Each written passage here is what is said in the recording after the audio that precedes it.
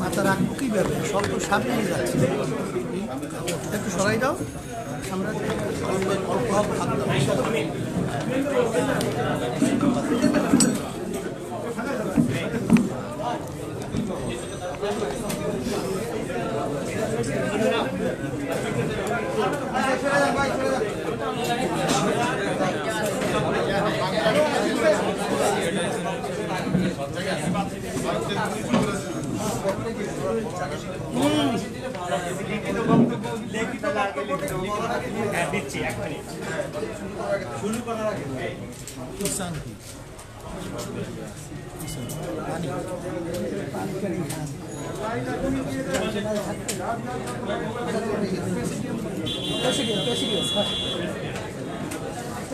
ঠিক আছে ঠিক আছে, থাকেন, ঠিক কথা,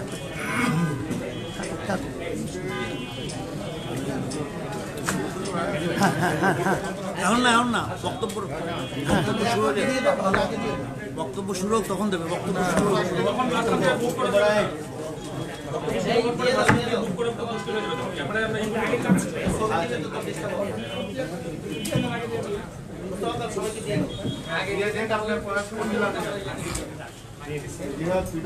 আসসালামু আলাইকুম ওয়া রাহমাতুল্লাহি ওয়া বারাকাতুহু।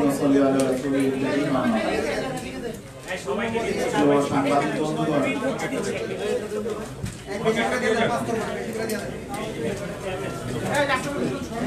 আজকে ইসলামী আন্দোলন বাংলাদেশের উদ্যোগে ইসলামী আন্দোলন বাংলাদেশের মোহতারাম আমির হযরত পীর সাহেব চরমনাইর আহ্বানে বাংলাদেশে বর্তমান অস্থিরতা ও উদ্ভূত পরিস্থিতি আলোকে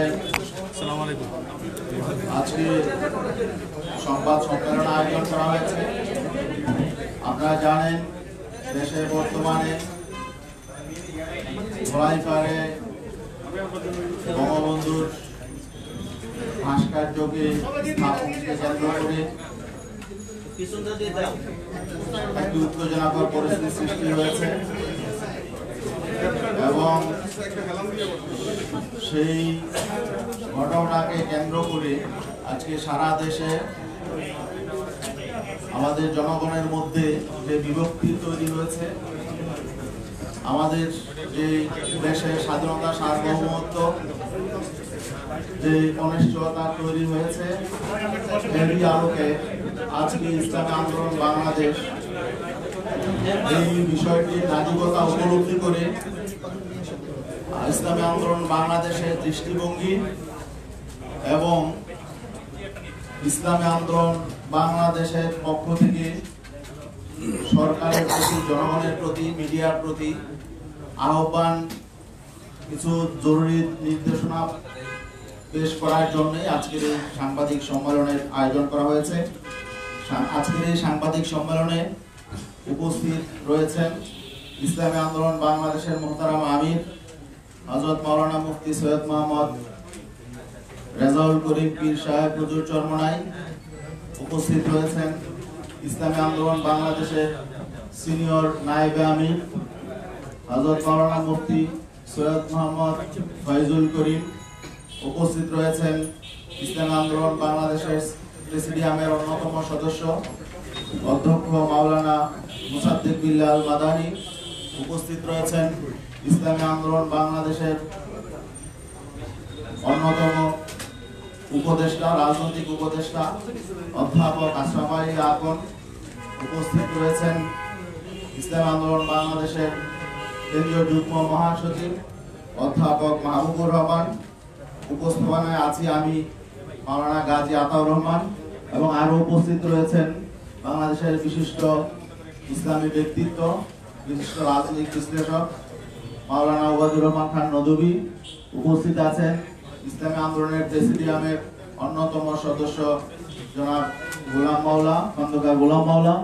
আরো উপস্থিত রয়েছেন ইসলামী আন্দোলন বাংলাদেশের কেন্দ্রীয় সাংগঠনিক সম্পাদক ইঞ্জিনিয়ার আশরাফুল আলম, কেন্দ্রীয় প্রচার সম্পাদক আহমদ আব্দুল কাইয়ুম, সহকারী সাংগঠনিক সম্পাদক আতিকুর রহমান, সহপ্রচার সম্পাদক মাওলানা দেলোয়ার হোসেন সাকি, এবং ইতিমধ্যে উপস্থিত হয়েছেন ইসলামী আন্দোলন বাংলাদেশের সহকারী মহাসচিব জনাব আলহাজ আমিনুল ইসলাম, এবং ইসলামী আন্দোলনের অন্যান্য কেন্দ্রীয় নেতৃবৃন্দ রয়েছেন, ছাত্র আন্দোলনের সভাপতি সেক্রেটারি রয়েছেন, যুব আন্দোলনের সেক্রেটারি এবং ইসলামী আন্দোলন বাংলাদেশের বিশিষ্ট দায়িত্বশীল জনাব মাওলানা নেসার উদ্দিন রয়েছেন, এবং রয়েছেন ইসলামী আন্দোলন বাংলাদেশের মুক্তিযোদ্ধা বিষয়ক সম্পাদক আলহাজ মোহাম্মদ আবুল কাশেম এবং অন্যান্য নেতৃবৃন্দ রয়েছেন। এখনই আজকের এই সংবাদ সম্মেলনে লিখিত বক্তব্য পেশ করছেন ইসলাম আন্দোলন বাংলাদেশের মুহতারাম আমির হযরত মাওলানা সৈয়দ মোহাম্মদ রেজাউল করিম পীর সাহেব।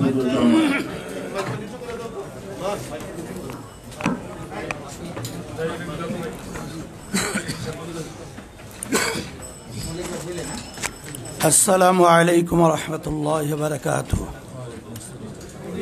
বিসমিল্লাহির রহমানির রহিম। নাহমাদুহু ওয়া নুসাল্লি আলা রাসূলিহিল কারীম, আম্মা বাদ।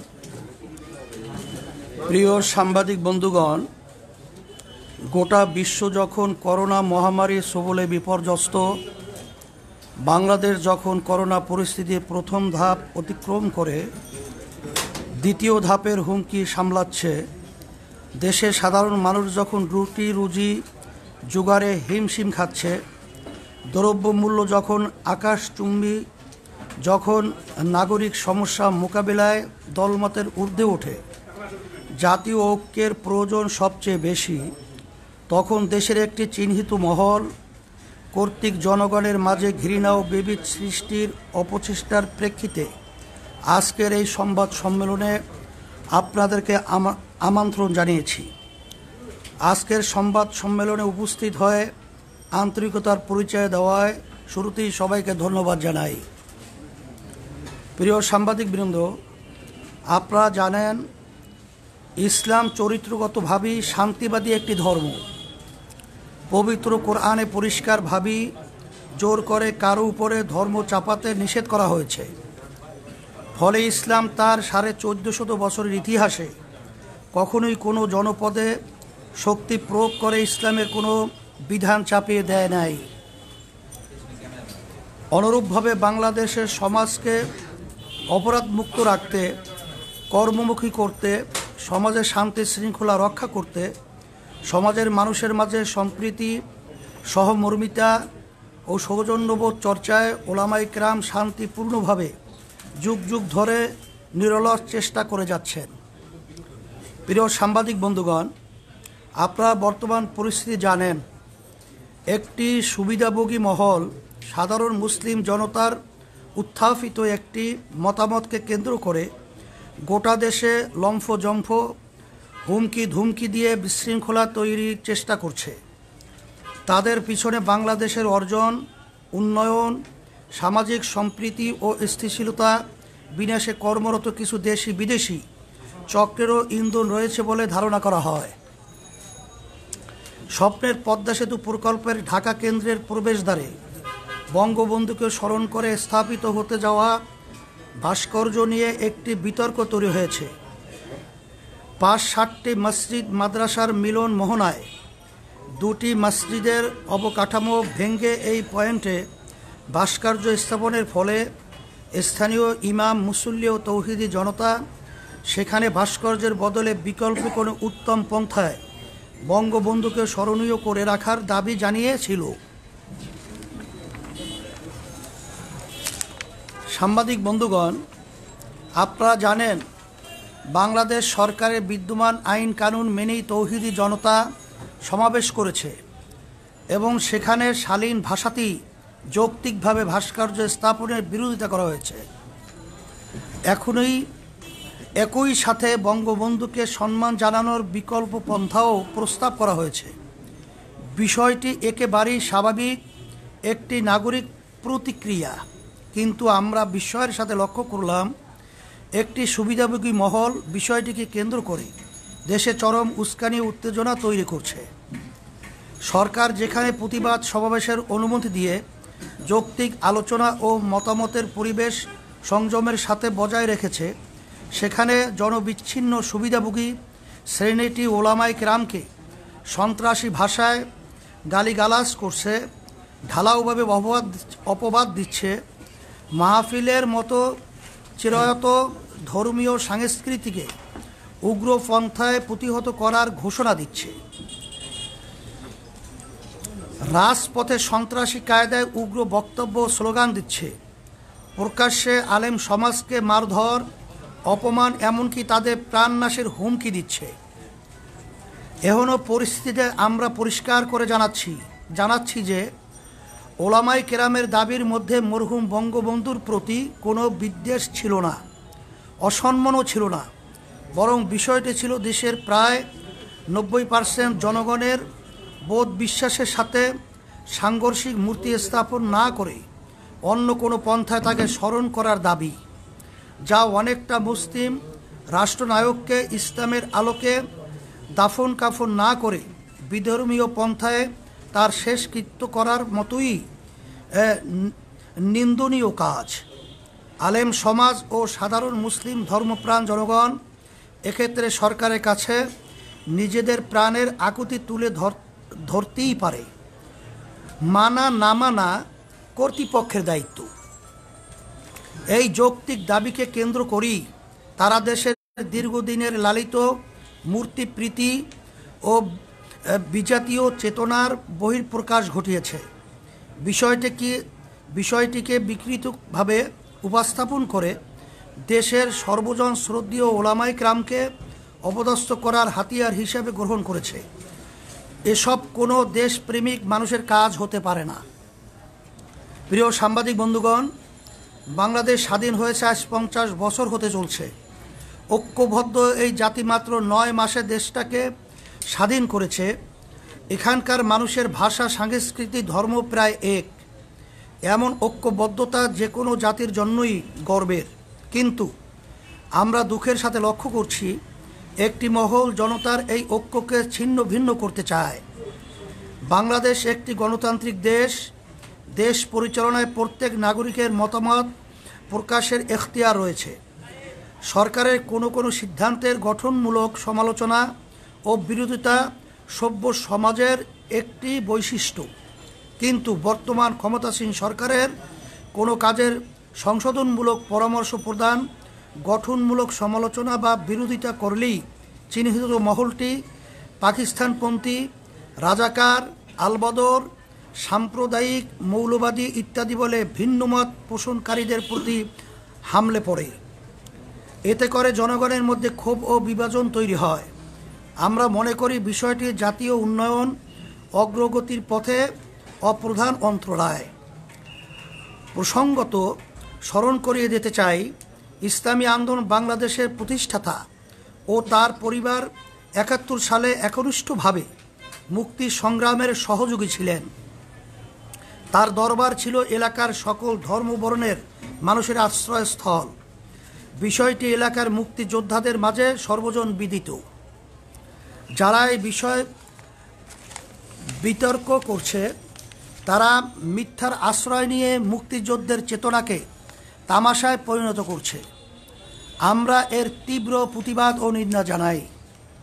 প্রিয় সাংবাদিক বন্ধুগণ, ওলামায়ে কেরাম কোরআন হাদিসের আলোকে তাদের মতামত জানান মাত্র তারা কখনোই কাউকে আইন হাতে তুলে নিতে বলেন না।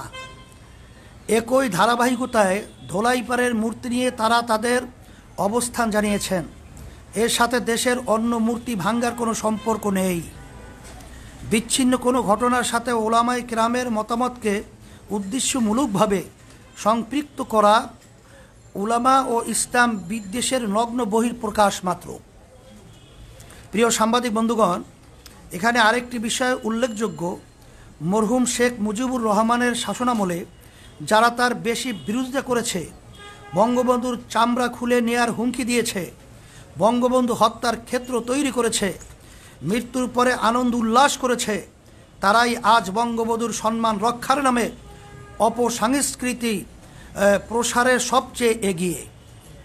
অবস্থার দৃষ্টি মনে হয় এরা বঙ্গবন্ধুর কন্যা ও মূল আওয়ামী লীগের চেয়েও বেশি মুজিব ভক্ত হয়ে গেছে। এখানে মনে হওয়া যৌক্তিক যে বঙ্গবন্ধুর সম্মান তাদের উদ্দেশ্য না, বরং তাওহীদ বিরোধী মূর্তিবাদী আদর্শ বিস্তারই তাদের মুখ্য উদ্দেশ্য, যা এদেশের বৃহত্তর জনগোষ্ঠীর চেতনা বিরোধী। তাছাড়া সরকারের উন্নয়ন বাধাগ্রস্ত করার এবং দেশের সামগ্রিক সম্প্রীতি ও শান্তি শৃঙ্খলা বিনষ্ট করাও তাদের দূরবর্তী লক্ষ্য। প্রিয় সাংবাদিক বন্ধুগণ, ভাস্কর্য মূর্তি ইস্যুতে চরম উস্কানির মুখেও দেশের শান্তি ও স্থিতিশীলতা বজায় রাখার স্বার্থে ইসলামী আন্দোলন বাংলাদেশ সীমাহীন ধৈর্যের পরিচয় দিয়ে এসেছে। কিন্তু এরই মাঝে গতকাল মুক্তিযুদ্ধ মঞ্চ নামের একটি ভুইফোর সংগঠন ইসলামী আন্দোলন বাংলাদেশের সিনিয়র নায়েবে আমির মুফতি সৈয়দ মোহাম্মদ ফয়জুল করিমের নামে একটি জঘন্য মিথ্যা মামলা দায়ের করেছে। সঙ্গে আরও দুইজন বিশিষ্ট আলেম আল্লামা জুনায়েদ বাবুনগরী ও মাওলানা মামুনুল হকের নামেও মিথ্যা মামলা দায়ের করা হয়েছে। আমরা বিষয়টিকে রাজনৈতিক ইস্যু মনে করিনি, যে কারণে ধৈর্যের সাথে পরিস্থিতি পর্যবেক্ষণ করেছি মাত্র। আমরা আমাদের দলীয় ব্যানারে বা কোনো সহযোগী সংগঠনের ব্যানারে কোনো কর্মসূচিও দেইনি। উগ্রবাদী শক্তি ও তাদের উচ্ছৃঙ্খল সহযোগীরা আমাদের নীরবতাকে দুর্বলতা ভেবেছে। আমি সরকারকে এসব অন্যায় সীমালঙ্ঘনকারীদের নিবৃত্ত করার অনুরোধ জানাই ও ক্ষমতাধীন সরকার এবং তাদের সুবিধাভোগী উগ্র সমর্থকদের সতর্ক করে বলতে চাই, এদেশের ধর্মপ্রাণ সাধারণ মুসলমানরা আজ ঐক্যবদ্ধ। শান্তিপ্রিয় ধর্মপ্রাণ মানুষের ধৈর্যেরও একটা সীমা আছে। আমরা অনেক অপমান সহ্য করেছি। সরকারি ও উস্কানিমূলক কর্মকাণ্ড বন্ধ করতে ব্যর্থ হয়, তাহলে সাধারণ দেশপ্রেমিক জনতা ও ধর্মপ্রাণ মানুষ তাদের বিরুদ্ধে প্রতিরোধ গড়ে তুলতে বাধ্য হবে। প্রিয় সাংবাদিক বন্ধুগণ, মূর্তি বা ভাস্কর্য নিয়ে বিরাজমান পরিস্থিতিকে আমরা দেশ বিরোধী অপশক্তির চক্রান্ত আকারে দেখছি। আমরা মনে করছি ওরা বাংলাদেশের মানুষের ঐক্য বিনষ্ট করে ভিনদেশি এজেন্ডা বাস্তবায়ন করতে চায়, সামাজিক ও ধর্মীয় অস্থিতিশীলতা তৈরি করতে চায়। এ বিষয়টিতে সরকারের অবস্থান নিয়েও আমরা হতাশ। সাধারণ মানুষের নিয়মতান্ত্রিক একটি দাবিকে কেন্দ্র করে যখন কুচক্রী মহল দেশে ওলামাদের বিরুদ্ধে উগ্রতা ছড়াচ্ছে, তখন তারা তা দমন না করে আরও উৎসাহ দিচ্ছে। আমরা মনে করি তাদের এই ভূমিকা বরং বন্ধুকে ছোট করছে, তার সম্মানকে মানুষের চেতনার সাথে সাংঘর্ষিক অবস্থানে ঠেলে দিয়েছে, অথচ এর কোনো দরকার ছিল না। জনগণ মনে করছে সরকার তাদের ব্যর্থতা, দুর্নীতি এবং অনিয়ম আড়াল করতেই এই অপকৌশলের আশ্রয় নিয়েছে। পরিশেষে আজকের সংবাদ সম্মেলন থেকে আমরা ইসলামী আন্দোলন বাংলাদেশের সিনিয়র নায়েবে আমির, দেশের বিশিষ্ট রাজনৈতিক ও ধর্মীয় ব্যক্তিত্ব মুফতি সৈয়দ মোহাম্মদ ফয়জুল করিম, আল্লামা জুনায়েদ বাবুনগরী এবং মাওলানা মামুনুল হক এর মিথ্যা মামলা প্রত্যাহারের দাবি জানাচ্ছি। পাশাপাশি যারা দেশের ওলামা সমাজকে এবং সম্মানিত ধর্মীয় ব্যক্তিদেরকে অশালীন ভাষায় গালিগালাজ করে, কটূক্তি করে, ব্যঙ্গ কার্টুন প্রকাশ করে, অপমান অপদস্থ করে প্রাণনাশের হুমকি দেয়, সংঘাত মারামারি ও মল্লযুদ্ধের আহ্বান জানায়, তাদের বিচারের আওতায় এনে শাস্তির দাবি করছি। আমরা আশা করছি সরকার আমাদের যৌক্তিক দাবি মেনে নিয়ে দেশকে অস্থিতিশীল পরিস্থিতির হাত থেকে রক্ষা করার উদ্যোগ গ্রহণ করবে। আর সরকার যদি ষড়যন্ত্রকারীদের নিয়ন্ত্রণে ব্যর্থ হয়, তাহলে ইসলামী আন্দোলন বাংলাদেশ নিজেদের নিরাপত্তা, মর্যাদা, মত প্রকাশের স্বাধীনতা ও নাগরিক অধিকার রক্ষার প্রয়োজনেই দেশের জনগণকে সঙ্গে নিয়ে বৃহত্তর কর্মসূচি দিতে বাধ্য হবে। আবারও সবাইকে আন্তরিক ধন্যবাদ জানিয়ে শেষ করছি। আল্লাহ হাফেজ। সবাইকে ধন্যবাদ। প্রিয় সাংবাদিক বন্ধুগণ, এই লিখিত মোহতারাম আমিরের লিখিত বক্তব্যের আলোকে যদি আপনাদের কোনো প্রশ্ন থাকে তাহলে প্রশ্নগুলো দয়া করে উপস্থাপন করতে পারেন। আমার নাম নোমান, আমি বলছি, কারণ আমি বলে গেছি। আমার প্রশ্ন হলো ভাই কোন পত্রিকা আপনি? কোন পত্রিকা? জি, আমার প্রশ্ন হলো স্বাধীনতা বঙ্গবন্ধু শেখ মুজিবুর রহমান সাহেব আমাদের সংবিধানের অবিচ্ছেদ্য অংশ বলে সরকার দাবি করছেন এবং মনে করছেন। আর ভাস্কর্য বিরোধী আন্দোলনকে আপনার কতদিন প্রতিবাদ করার চেষ্টা করছেন, সেটা সংবিধানের স্পষ্ট লঙ্ঘন বলে সরকার দাবি করছে। এই বিষয়ে আপনাদের বক্তব্য কি? এটা আমরা ইসলামী আন্দোলন বাংলাদেশ পরিষ্কারভাবে আমরা আজকে আমাদের লিখিত বক্তব্যে কথাটা পরিষ্কারভাবেই আসছে। তারপরেও যেহেতু আপনি প্রশ্ন করছেন, ইসলামী আন্দোলন বাংলাদেশ আমরা ইসলাম নীতি আদর্শ লালন করি। ভাস্কর্য এবং মূর্তির ব্যাপারে ইসলাম কি সমাধান দিয়েছে, শরিয়াত কোরআন এবং হাদিস কি সমাধান দিয়েছে, বাংলাদেশের সকল উল্লেখযোগ্য হক্কানি ওলামাই কেরাম একত্রিত হয়ে ইসলামের যে এ ব্যাপারে যে সিদ্ধান্তগুলো তাদের মতামত প্রকাশ করেছে, এটা যদি সংবিধানের সাথে সাংঘর্ষিক আমি মনে করি না। কারণ বাংলাদেশ সরকার তার নির্বাচনের আগে তার নির্বাচনী ইশতেহারে প্রকাশ করেছেন যে সে যদি সরকার যদি গঠন করতে পারে, তারা যদি বিজয় লাভ করে, তারা ইসলাম বিরোধী শরিয়া বিরোধী কোনো আইন পাশ করবে না। বিধায় তার কথাকেই আমরা সমর্থন হিসাবেই ইসলামের নীতি আদর্শ, ভাস্কর্য, মূর্তি এটার ব্যাপারে কি সিদ্ধান্ত, এটাই আমরা আমাদের ইসলামী দৃষ্টিতে আমাদের মতামত প্রকাশ করেছি। বিষয়টা হচ্ছে কুষ্টিয়াতে মূর্তি ভাঙা হয়েছে। আমি সময় টিভি থেকে বলছি, কুষ্টিয়াতে যে মূর্তি ভাঙা হয়েছে এই বিষয়ে আপনাদের সমর্থন আছে কি নাই? এ ব্যাপারে আমরা পরিষ্কারভাবে আজকে আমাদের লিখিত বক্তব্যে আমরা কথাটা উল্লেখ করেছি যে আমরা শুধুমাত্র ইসলামের দৃষ্টিতে ভাস্কর্য মূর্তির ব্যাপারটা পরিষ্কারভাবে আমরা ইসলামের দৃষ্টিতে মতামত প্রকাশ করেছি। কিন্তু মূর্তি ভাঙ্গা বা কাউকে উস্কিয়ে দেওয়া বা মূর্তি ভাঙ্গার ব্যাপারে কোনো মতামত আমরা প্রকাশ কোনো ওলামায়ে কেরাম করেন নাই, আমরাও করি নাই, এবং আইন শৃঙ্খলা আমরা হাতেও তুলে নিইনি। একটা ব্যাপার জানতে চাই, এই মূর্তি ভাঙাটা আপনার কাছে কি মনে হয় যে এটা কি ঠিক হয়েছে নাকি ঠিক হয়নি? মূর্তি ভাঙ্গার ব্যাপারে আমরা পরিষ্কারভাবে আজকেও বলেছি, যদি এ ধরনের কেউ উদ্দেশ্য প্রণোদিতভাবে এ ধরনের আচরণ করে থাকে, এটা সম্পূর্ণ নিয়ম বহির্ভূত এবং এটা উদ্দেশ্য প্রণোদিত।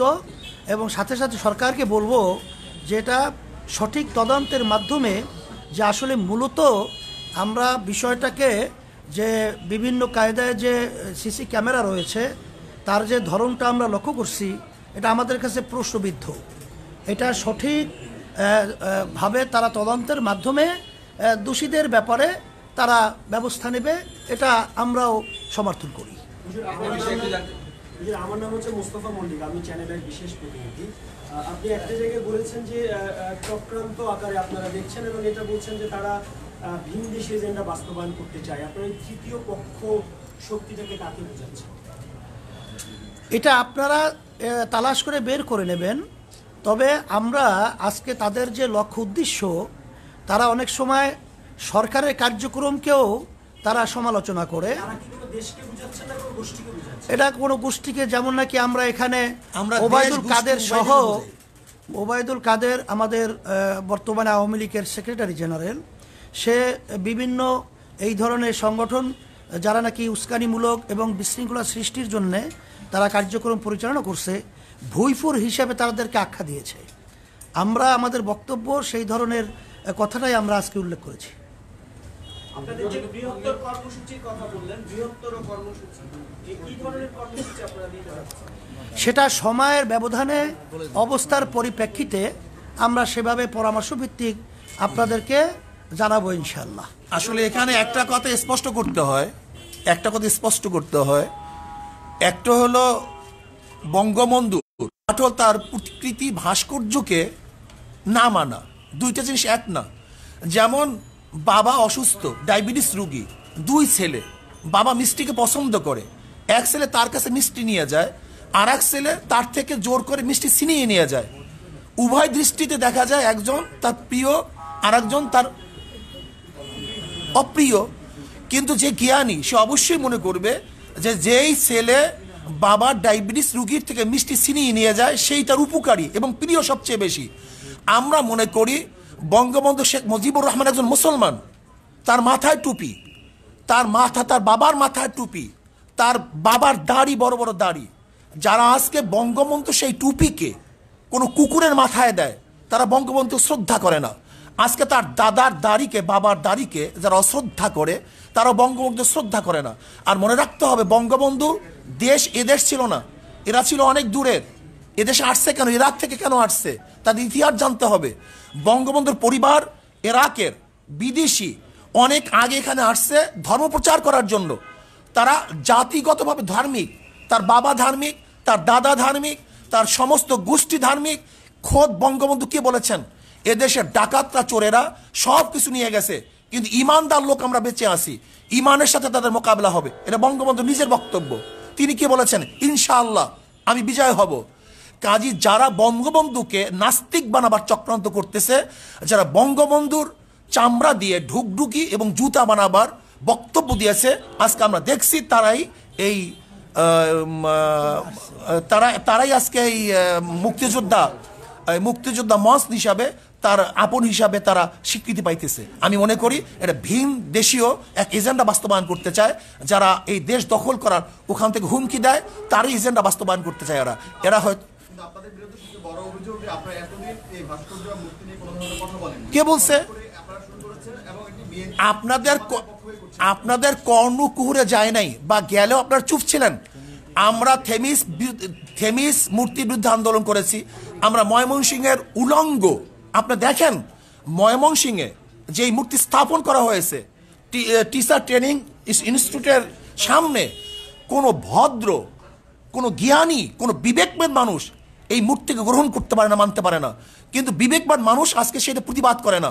আমি মনে করি বঙ্গবন্ধু একজন মুসলমান, আমরা তাকে মহাব্বত করি, আমরা তাকে ভালোবাসি, তার কবরে আযাব না হোক এই চেষ্টা আমরা করি। শুধু জিয়াউর রহমান কেন, আমার বাবার মূর্তিকে আমি পছন্দ করি না, আমার দাদার মূর্তিকে আমি পছন্দ করি না। জনাবে মুহাম্মদ রাসূলুল্লাহ সাল্লাল্লাহু আলাইহি ওয়াসাল্লামকে সবচেয়ে মুসলমান বেশি মহাব্বত করে, জীবনের চেয়ে বেশি মহাব্বত করে, কিন্তু কই সে দুনিয়া থেকে বিদায় হওয়ার পরে তার মূর্তি স্থাপন কেন করা হয় নাই? কাজে ইসলামের দৃষ্টিতে ভাস্কর্য স্থাপন করা এরা মহাব্বতের বহিঃপ্রকাশ নয়, বরং যে তাকে মহাব্বত করে, কবরে শান্তি দিতে চায়, তাকে জান্নাতে পৌঁছাতে চায়, সে তার ভাস্কর্য করবে না। যেমন বর্তমান আমাদের মাননীয় প্রাইম মিনিস্টার, তাকে যারা মহাব্বত করে, আমি মনে করি সেও দুনিয়া থেকে বিদায় হওয়ার পরে তার ভাস্কর্য করাটা তার জন্য মহাব্বতে বহিঃপ্রকাশ হবে না, বরং তাকে ঘৃণা প্রকাশ করাই এইটি হবে তার আসল বহিঃপ্রকাশ। রাজনীতি কোনো উদ্দেশ্য আছে কিনা? প্রশ্নই আসে না, প্রশ্নই আসে না। এই বিষয়ে একটা ছোট প্রশ্ন, আমি আরাফাত সিদ্দিকী এটি নিউজে কাজ করি। আপনারা বলছেন যে আপনারা সরকারের কাছে আপনাদের বক্তব্য, মুসলমানদের বক্তব্যটা তুলে ধরেছেন, তাদের দাবিটা তুলে ধরেছেন। সেই দাবিটা তুলে ধরতে তো প্রধানমন্ত্রীর কাছে আপনারা সরাসরি যেতে পারতেন। আমাদের দেশের প্রক্রিয়া এইভাবে, আমাদের দেশের প্রক্রিয়া দাবি, সরকারের কাছে দাবি জানাবার প্রক্রিয়া হলো জনসাধারণকে সামনে নিয়ে তাদের বক্তব্য উপস্থাপন করা। এইটি আমাদের দেশের প্রক্রিয়া, গণতান্ত্রিক রাষ্ট্রের পদ্ধতি প্রক্রিয়া এইভাবেই হয় দাবি জানাবার। কাজ করি যে সংগঠনগুলোর কথা বলছেন বা যারা আপনাদের সাথে মামলা করেছেন, তাদের দাবি হচ্ছে যে ভাস্কর্য এবং মূর্তি এক নয়, এবং গেল কয়েকদিন ধরে এই ধরনের বক্তব্য আমরা গণমাধ্যমে পাচ্ছি। তো আসলে আপনাদের কাছে আমি এটার সাথে যুক্ত করতে চাই যে সরকার, মানে যাদের পক্ষ থেকে মামলাগুলো করা হয়েছে কিংবা যারা এই যে আপনাদের বিরোধিতা করছে, তারা বলার চেষ্টা করছে যে শুধুমাত্র বাংলাদেশেই না, পৃথিবীর বিভিন্ন ইসলামী দেশেও নানান ধরনের ভাস্কর্য তৈরি হয়েছে এবং সেগুলো তাদের ঐতিহ্যকে লালন করছে। সুতরাং ভাস্কর্য এবং মূর্তি এক নয়, এবং ভাস্কর্য আসলে শরীয়ত বিরোধী নয়, এবং যারা ভাস্কর্য বিরোধিতা করছে তারা ধর্মের অবকাঠা দিচ্ছে। আপনাদের যুক্তিটা ব্যাস, আলহামদুলিল্লাহ, কত সহজ। যদি তারা ভাস্কর্য স্থাপন করে মূর্তি স্থাপন করবে না, যদি এটা সরকারের আন্তরিকতা হয়, তাহলে এখন প্রমাণ করা দরকার ভাস্কর্য মূর্তি এক কি এক না। যদি এক না হয় তাহলে দ্বিতীয় প্রশ্ন আসবে, আর যদি এক হয় তাহলে তারা ফিরে আসবে। আমি প্রশ্ন করতে চাই, যারা মূর্তি স্থাপন করে তাদেরকে কি বলা হয়? ভাস্কর বলা হয়। আর যারা ভাস্কর্য স্থাপন করে তাদেরকে বলা হয়, তাদের ভাস্কর বলা হয়। সহজ কথা। মূর্তি যে বানায় তাকেও ভাস্কর বলা হয়, যে ভাস্কর বানায় তাকেও ভাস্কর বলা হয়। গতকালকেও যে বঙ্গবন্ধুর যে কুষ্টিয়ায় মূর্তি ভাঙা হয়েছে, বা আপনারা যেটা বলেন ভাস্কর্য ভাঙা হয়েছে, কলকাতার অনলাইন পত্রিকায় নিউজ হয়েছে যে বাংলাদেশে বঙ্গবন্ধুর মূর্তি ভাঙায় নিয়ে উত্তেজনা তৈরি হয়েছে। এবং কলকাতা আনন্দবাজার পত্রিকা সহ অনেক পত্রিকার আমাদের কাছে রেফারেন্স আছে যে সেখানে মহাত্মা গান্ধীর যে ভাস্কর্য এটাকে মূর্তি বলা হয়েছে, এবং লেনিনের যে ভাস্কর্য এটাকে মূর্তি বলা হয়েছে, বিবিসিতে বলা হয়েছে। লেনিনের 100 বছর পূর্তিতে আনন্দবাজার সেটা সম্পাদকীয় করেছে, তাই না? এবং সেই যে বিভিন্ন জাদুঘরে প্রিয়াঙ্কা চোপড়া এবং এই যে শ্রীদেবী, তাদের মূর্তি স্থাপন করা হয়েছে, এটাকে মূর্তি বলা হয়েছে। তো পূজা করে নাকি, ওটা তো ভাস্কর্য। শোন, স্পষ্ট ইসলামের দৃষ্টিতে আমি পরিষ্কারভাবে বলতে চাই, একটা হলো ভাস্কর্য বা মূর্তি স্থাপন করা, আর সেটাকে পূজা করা। যদি কেউ মূর্তিকে পূজা করে সেটা শিরক হবে, আর স্থাপন করে হারাম হবে, নাজায়েজ হবে। যেমন কেউ যদি মদ পান করে হারাম হবে, কেউ যদি জায়েজ মনে করে বেঈমান হবে, কুফুর হবে। কেউ নামাজ না পড়লে ফাসেক হবে, কেউ অস্বীকার করলে কাফের হবে। ঠিক কেউ মূর্তি স্থাপন করলে এটা হারাম হবে, নাজায়েজ হবে। কেউ সেখানে সেজদা করলে, তার কাছে আরাধনা করলে সেটা শিরক হবে। একই জিনিস।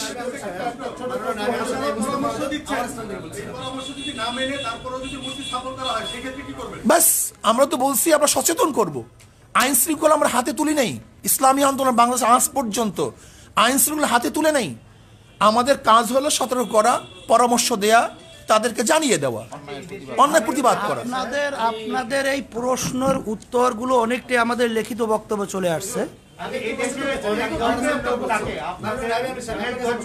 জি জি জি। প্রশ্নটি হলো যে ভাস্কর্য ভাঙার আন্দোলন নিয়ে বা বর্তমানে কিছু বক্তব্যকে ঘিরে দেশের 3 জন আরেকজন নামে রাষ্ট্রদ্রোহ মামলা হয়েছে, সেখানে আপনিও আছেন। এই বিষয়টা এখানে এসেছে। আমার প্রশ্ন হলো, রাষ্ট্রদ্রোহী মামলা হয়েছে আপনার নামে, আপনার প্রতিক্রিয়া কি ব্যক্তিগতভাবে? আসলে রাষ্ট্রদ্রোহ মামলা হয় নাই, প্রক্রিয়া আছে। রাষ্ট্রদ্রোহ মামলা হওয়ার জন্য যে পদ্ধতি পন্থা, সেটা তার প্রক্রিয়া আছে। আমি মনে করি এটা আমাদের উপর অবিচার করা হয়েছে। আমরা রাষ্ট্রদ্রোহ কোনো কাজ করি নাই, বরং যদি এই মামলা আমাদের বিরুদ্ধে হয় তাহলে আমি মনে করবো অবৈধভাবে আমাদের উপর জুলুম করা হয়েছে। সরকার আমাদের উপর জুলুম করছে এবং জনগণের কাছে আমরা এটা উপস্থাপন করব, জনগণ এই বিচার করবে। আচ্ছা, এই দেশে অনেক ধর্মের লোক বসবাস করে, ইসলাম ধর্মের বাইরেও অনেক লোক, কিন্তু আপনাদের এইসব যারা অনেক সময় তাদের ধর্মীয় বিধান অনুযায়ী মূর্তিকে তারা হয়তো পূজা করে, তো আপনাদের এই বক্তব্যের পরে যে বাংলাদেশের যে একটা অসম্প্রদায়িক চরিত্র, সেটা কি কোনো রকম আঘাত আসবে কিনা, কিংবা অন্য ধর্মের প্রতি প্রশ্নই আসে না। আমাদের আজকে বক্তব্য আপনি শুনছেন, ইসলামের নীতি আদর্শ এবং দৃষ্টি, এটা আমরা পরিষ্কার বলছি। কোনো ধর্মের উপরে, তাদের কার্যক্রমের উপরে ইসলাম কোনো জিনিস চাপিয়ে দিয়ে বাধ্য করা হয় নাই। এটা পরিষ্কার আমাদের আজকে বক্তব্য লেখা আছে। শ্রদ্ধাভাজন আমার সাংবাদিক বন্ধুগণ, যদি ইসলাম মূর্তি ভাঙ্গার আদর্শ লালন করত, বিজাতীয়দের মূর্তি যারা পূজা করে লালন করত, তাহলে পাক উপমহাদেশে 800, 750 বা 900 বছর পর্যন্ত মুসলমান শাসক হওয়া সত্ত্বেও এদেশে মূর্তি থাকে কিভাবে? কিন্তু কোনো মূর্তি তো ভাঙ্গা হয়নি। হুজুর, আপনি ভাস্কর্যের যে ব্যাখ্যাটা দিয়েছেন, ভাস্কর্যে যদি প্রাণীর ছবিটা থাকে তাহলে সেটাই তো আসলে ইসলামের জন্য হারাম। এবং সেই সঙ্গে কিসের জন্য? চিত্রকর যারা ছবি আঁকেন তারাও তো আসলে হারাম কাজ করছেন, তারাও তো আসলে নিকৃষ্টতম জায়গায় লিপ্ত হবে।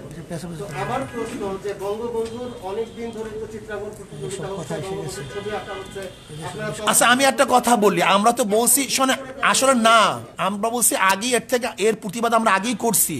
হুট করে হলো কিভাবে? এদেশে হাজারো খুন হয়েছে, কিন্তু সিনা খুন হওয়ার পরে সেটা আলোচনায় চলে আসছে। এদেশে হাজারো ধর্ষণ হয়েছে, কিন্তু লক্ষ্মীপুরে ধর্ষণ হওয়ার পরে আলোচনায় চলে আসছে। এদেশে হাজারো খুন হয়েছে, আবরার হত্যা হওয়ার পরে সেটা আলোচনায় চলে আসছে। কাজী সব জিনিস সবসময় আলোচনা আসে না।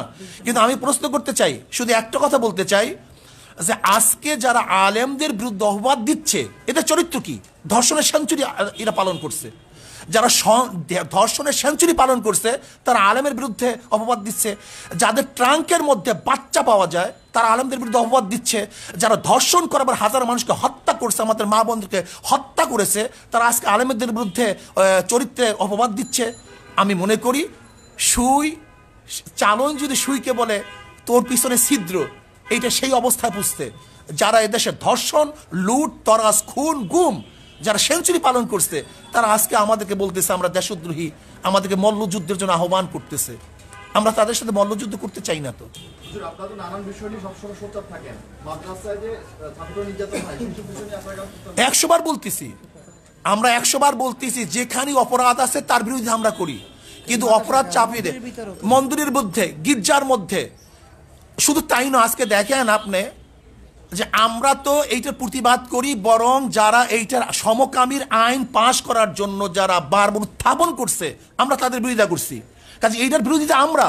শুধু তাই নয়, আজকে দেখেন হুমায়ুন আহমেদের ঘেটো ছেলে কমলা, ঘেটুপুত্র কমলা, এই ঘেটুপুত্র কমলার এই সিনেমার মাধ্যমে, নাটকের মাধ্যমে এইটা তো গোটা দুনিয়ার মধ্যে ছড়িয়ে দেওয়ার অপচেষ্টা তারা করছে। কাজে এই অপবাদ তো তাদের উপরে আসবে, এটা আমাদের উপরে আসবে কেন? যে এটা আমরা সবসময় হারাম বলতেছি, নাজায়েজ বলতেছি, সর্বোচ্চ ঘৃণার জিনিস মনে করতেছি। কাজে আমি মনে করি দেশ যেহেতু নষ্ট হয়ে গেছে, দেশ যেহেতু ধ্বংস হয়ে গেছে, কাজে এর কিছু আচরণ সব জায়গায় লাগতে পারে, এটা বিচ্ছিন্ন ঘটনা, কিন্তু তার উপরে জাতির কোনো অবাধ। আল্লাহ পাক আমাদের সবাইকে কবুল করেন আপনারা উপস্থিত হওয়ায় কষ্ট করায় শুকরিয়া আদায় করছি। এবং মেহমানদারি আর আপনারা মেহমানদারি আপনাদের জন্য ব্যবস্থা রাখা হয়েছে। আশা করি আপনাদের মেহমানদারি আপ্যায়ন আপনারা গ্রহণ করবেন। আর আপনাদের